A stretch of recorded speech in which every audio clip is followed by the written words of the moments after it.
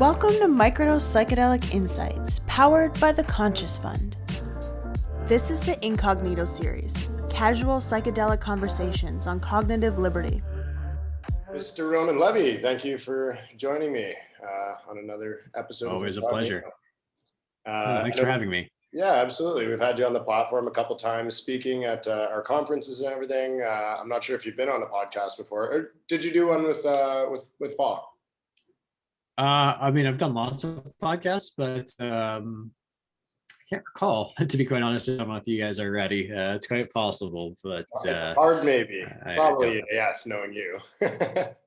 Fair enough. So, just in case somebody from the audience isn't familiar, do you want to maybe introduce yourself and the work you do at Field Trip real quick? Yeah, sure. So I'm one of the co-founders of Field Trip Health Limited. We're a publicly traded psychedelics company that's focused on the end-to-end development and delivery of psychedelic therapies.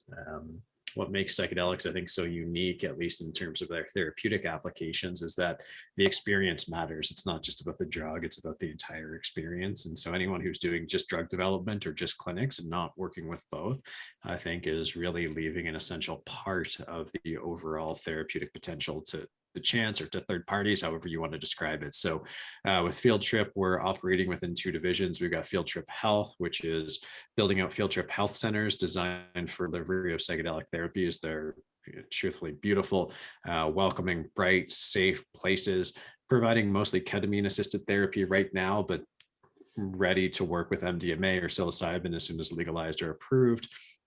Currently operating in Toronto, New York, LA, Chicago, Atlanta, opening up in Houston, Amsterdam, where we'll work with psilocybin mushrooms, San Diego, and two more locations are going to be announced shortly. So scaling quite rapidly.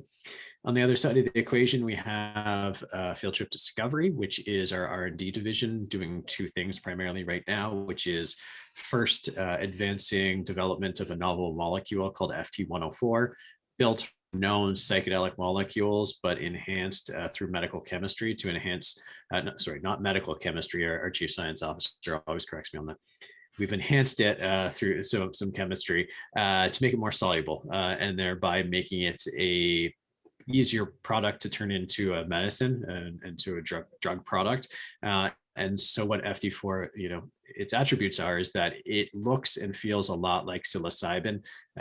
At least the underlying molecule, it hits the same receptors by and large and the same binding capacity as psilocybin, but the trip time is about half as long. So you get kind of all the upside from the therapeutic potential of psilocybin in half the time, which is going to bring the cost down, bring the time investment down. So really a win-win in terms of medical and clinical efficiency.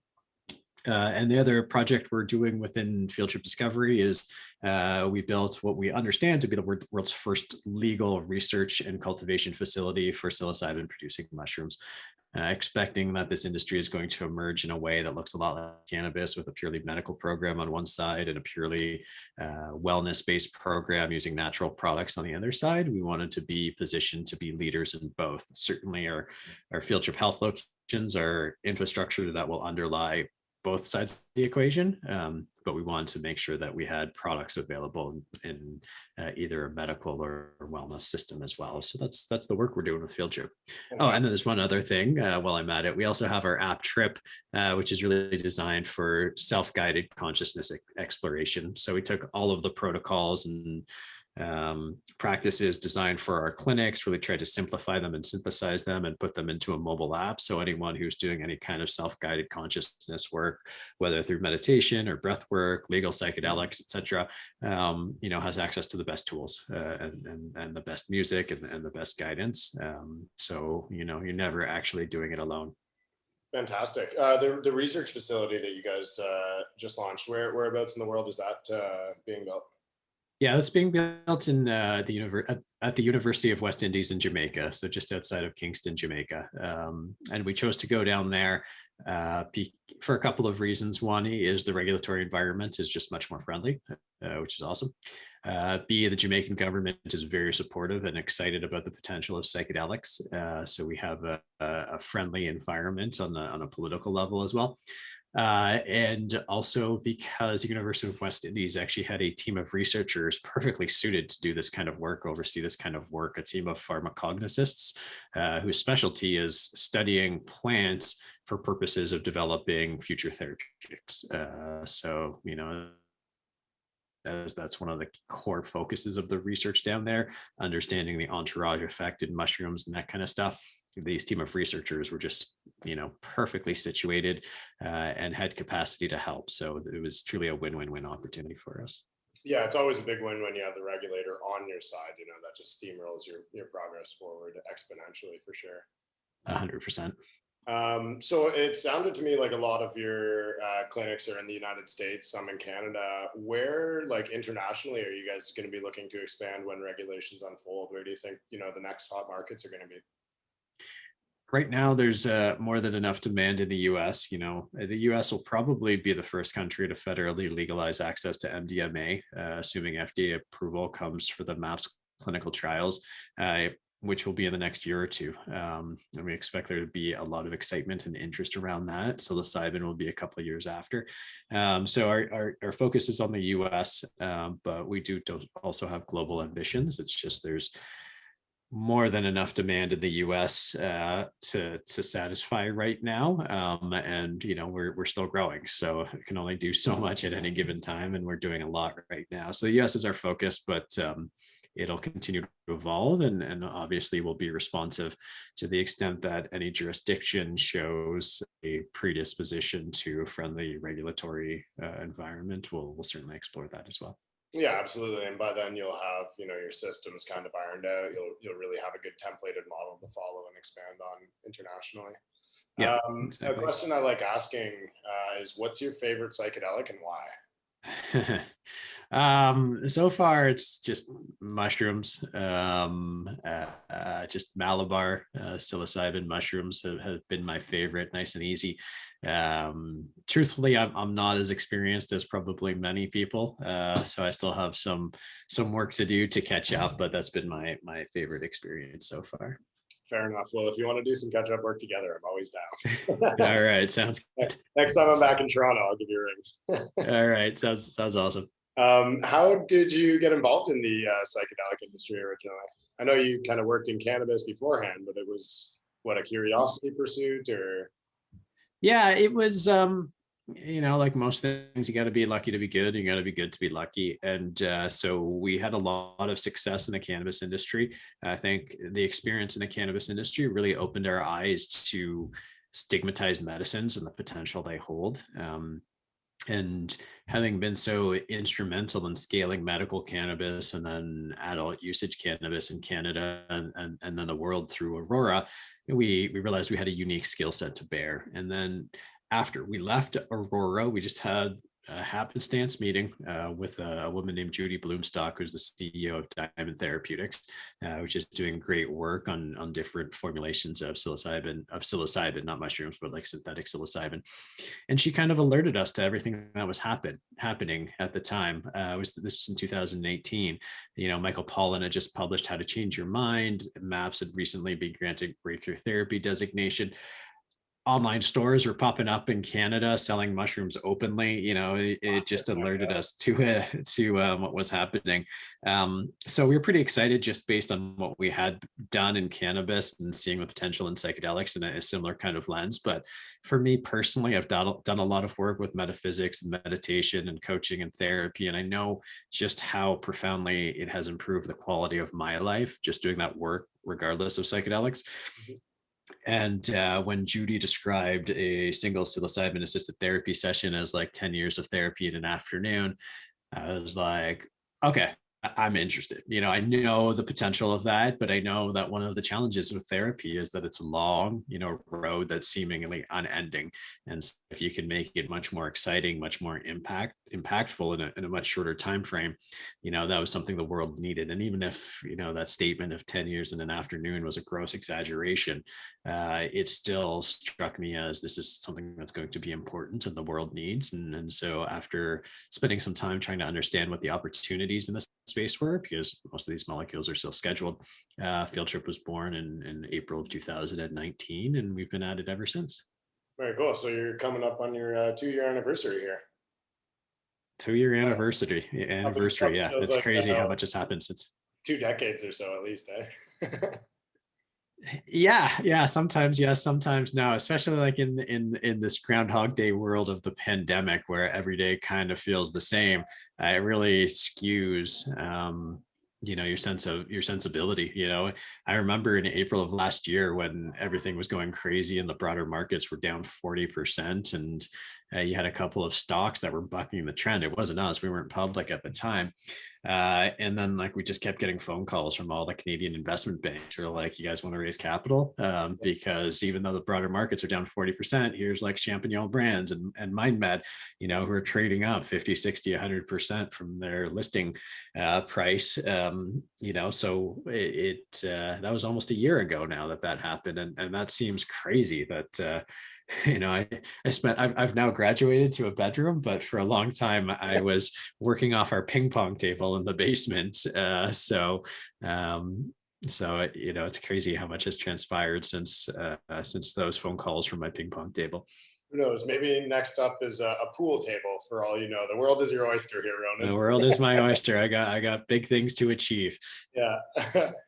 So the next conversation topic here that I like to cover is the topic of sustainability. And so just to kind of start that off, like I don't really ask a pointed question, but when I say the word sustainability, what comes to mind for you? It can be psychedelic specific or otherwise.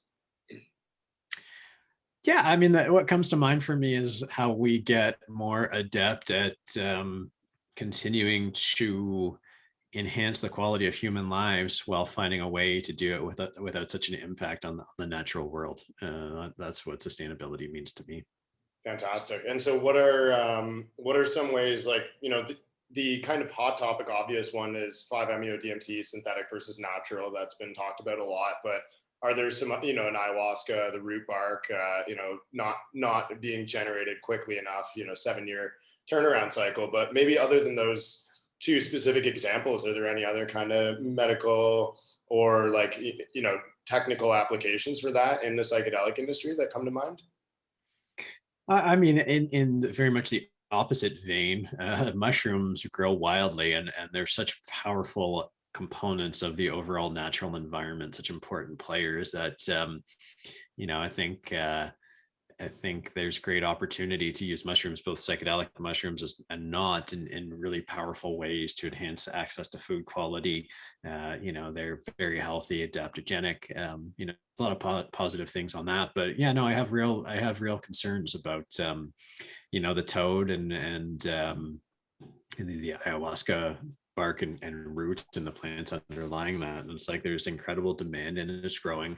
And these aren't necessarily sustainable supply products. So I'm certainly a person who would gravitate towards using natural products, especially with mushrooms and ayahuasca, because of the entourage effect. And I just prefer natural products to synthetic if I can have it that way. But I think we got to be realistic. Most of the vanilla we put in our foods, to make cookies and all that kind of stuff is usually synthetic or artificial, and it works fine. And so I think there just has to be a balance in the contemplation. And truthfully, in some ways, that's why market economics can be very good as long as there's proper regulation and protections in place, which is it'll become more expensive. The rarer it becomes, the more expensive it becomes, which in theory should try to limit the amount of extraction that's happening. Although sometimes the opposite happens as people try to mine it and tie up a rare resource. But I'm not fully educated on the issues or understand them deep enough on those 2 particular drugs to really have any thoughtful commentary other than something we should be very conscious of. So on the other side of the coin, I guess, moving away from the drug interactions, I know that, with cannabis and hemp, like hemp can be used as a biofuel. It can be used to like make bricks, textiles, fabrics, all that. What are are you familiar with some cool innovations with mushrooms or mycelium for sustainable packaging or anything like that? Anything you've seen that's jumped out at you that's a really cool innovation? No, not that I've seen, but that's not a commentary on the potential. That's just what's kind of crossed my desk. It's been busy enough just trying to keep the wheels on the bus and get Field Trip going over the last couple of years that I haven't been looking outside at other things. But I know some people have reached out about the potential about using mushrooms for sustainable packaging and all that kind of stuff, which sounds like a super cool idea. But I really don't know enough about it to offer any insightful. I can I identify with that on like a molecular level. It's funny because we have through Microdose we have access to all this information, doctors, scientists, and oftentimes I feel like the dumbest person in the room when we're talking about psychedelics. I'm like, what does any of this mean? Like, I'm really busy running a company. But the access. Exactly. If you're the dumbest person in the room, you're probably in the right room. It's a good way to look at it, though. I think so. Yeah, the village is getting smarter by the day. Yeah, exactly. Hopefully, I just hope it kind of rubs off by osmosis. That's the kind of way I approach it.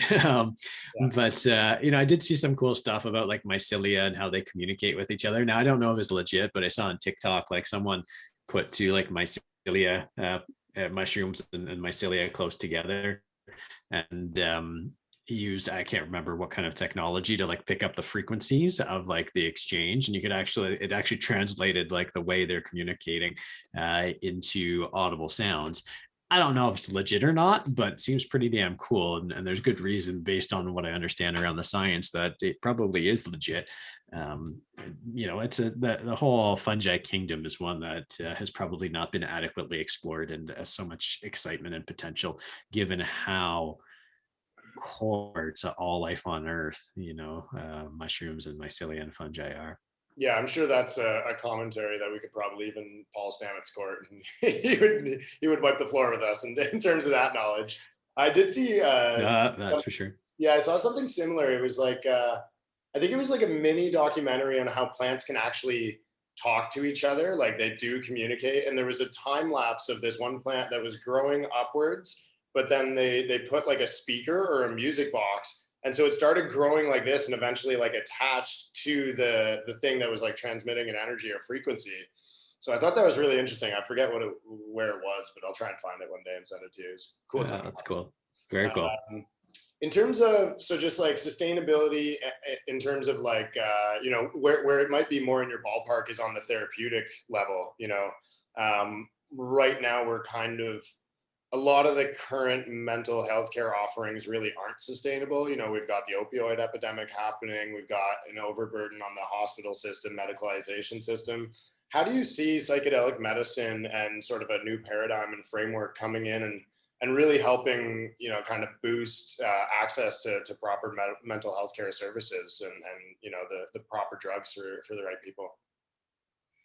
I mean, that's a conversation that can go on for a long time, but I'll tell you like my high level thoughts. And this is one of the things that I'm so excited about for psychedelics is that I think it's going to fundamentally change attitudes towards not just mental health care, but healthcare in general. Like I genuinely believe that in the future, your GP is not going to be your go-to person to triage through your healthcare. People are going to start by thinking about their mental health care, and then from that make decisions about their physical health care, which is the opposite of right now. And I think that's important. I mean, it's consistent with what we're seeing in sort of the science as well, which is our mental health and our physical health are so much more closely aligned that the distinction between the two seems irrational. It's really a spectrum of things, and so I think as that continues to manifest and people realize that their outlook, their perspectives have such an impact on everything else. And then we also know that in terms of epigenetics and what we're seeing with telomeres and all that kind of stuff, that your attitude and your perspective on things in life actually affects how your genetics get expressed, right? Genetics, people think that genetics are like a map of the past, but they're actually a roadmap to the future. We have most of our DNA they talk about as being like unused or wasted DNA. That's not true at all. It's just given optionality to what genes are expressed and how they get expressed. And more we're seeing that how you think about things, how you eat, all of these things that kind of fall within the resonance of functional or integrative medicine are more and more important. And so I think psychedelics are going to be the springboard that really drives that revolution forward. But it doesn't even have to do with psychedelics, to be quite honest. It's like people can achieve all of the stuff that you can get through psychedelics without psychedelics. It's just psychedelics are, hyper accelerating that process and helping people go much deeper. So to me, psychedelics are the springboard that's going to drive that conversation. And I think they're to drive the conversation around emotionality and spirituality.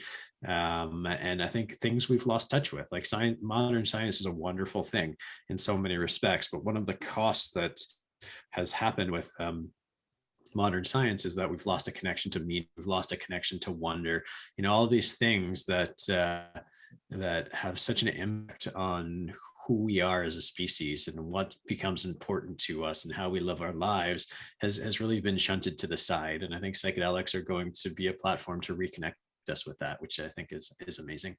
Yeah, I was chatting with with Anders Beatty a little while ago, and he kind of alluded to the fact that Western medicine is really focused on the physical and the mental, but the triage of perfect look at healthcare is the mental, the physical, and the spiritual. And these psychedelic medicines, plant medicines, planet medicines, they really help us connect to that spiritual third element and kind of get back in touch with the mystical and the wonder element, which is kind of lost in Western culture right now. 100%. The only thing I disagree with is that I don't think Western medicine is actually focused on mental health. They're focused on neurological health, right? Yeah. It's about brain and brain receptors and serotonin and all that kind of stuff. And again, there's nothing wrong with that. But mental health, I don't even like that word. I think it's the wrong choice of word because again, it makes it think about it's your brain. And right. I think the brain is certainly the function or the form through which our mental health gets expressed, but it's really just the receptor. It's just the processor. And there's a debate here, and I guess it's like philosophical, but like I think our brain is a tool of our emotionality or spirituality of our humanity. I don't think it stems from our brain, but there's that's the dualist versus what's the word I'm looking for? I'm drawing a blank. Materialist kind of perspective on, are we a product of our bodies or are our bodies a product of us? It's an interesting debate. Yeah, and one that could rage on forever, I'm sure. It's one of those things where it's like you can never really be right in a conversation like that.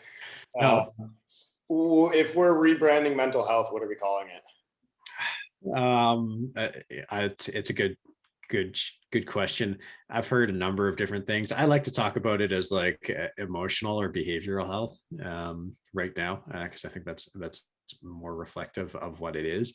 Behavioral health. I thought about that. Yeah, I was on a panel yesterday with Kelsey Ramsden from MindCure, who talked about mental wealth, which is a term I liked as well, which kind of reframes it as something where you can like fill the bucket. And so I don't know. That's a good kind of question, but really, to call it mental health, I think is still framed in the kind of reductionist approach to modern Western medicine, again, which I'm not criticizing. It's been incredibly useful. It's just, I think it's shifted the conversation in a way that's now incomplete. And so, make it more integration focused, recognizing that our minds and our emotions and our physical health all have a deep nexus together is going to be how the conversation starts to evolve. It just doesn't fit into the current scientific paradigm because it's so complex. You can't pinpoint the exact molecule or the exact receptor in the brain to explain something. It's hard to quantify scientifically. It's almost like the position we find ourselves in with modern politics, where it's either you're on this side or this side, and this in between disappeared. Let's bring it together, folks, because both parties can be right. Yeah, absolutely. And then you meet people like Dr. Andrew Weil and Dr. BJ Miller and even my integrative medicine doctor Randy Knipping, and it's like they're doing a good job of elevating the conversation, focused on good medicine that's not woo woo, but like looking at those woo woo things and seeing how it gets translated into the science and being like, okay, yeah, well, meditation may be woo woo, not that it really is. It's pretty mainstream these days, but it has real meaningful impact that can be measured on the scientific basis. So they can be very complementary to each other.